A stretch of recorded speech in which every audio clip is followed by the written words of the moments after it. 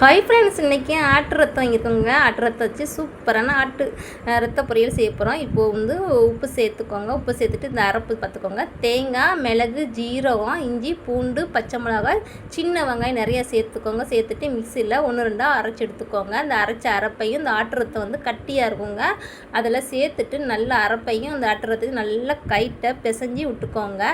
கட்டியெல்லாம் நல்லா உடஞ்சி வருங்க அந்த ஆட்டு ரத்தத்துலேருந்து. இப்போ வந்து பாருங்கள், சூப்பராக ரெடி ஆகிடுச்சு. இப்போ வந்து விறகு பற்ற வைப்போம். இந்த எந்த மாதிரினா எங்கள் ஆச்சி வந்து அந்த காலத்தில் வந்து இந்த மாதிரி தான் செய்வாங்க. ஆட்டுரத்த பொரியல் வந்து அதே மாதிரி எங்கள் சித்தி இப்போ அப்படியே செய்தாங்க பாருங்கள்.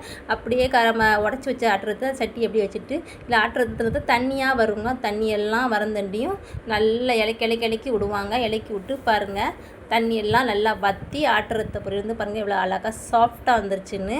இப்போ வந்து நல்லா நல்லெண்ணெய் தான் ஊற்றிருக்காங்க. ஊற்றிட்டு பச்சை கருவேப்பிலை சேர்த்துக்கிட்டாங்க. சேர்த்துட்டு நல்லா இலக்கி விட்டுட்டாங்க பாருங்கள்.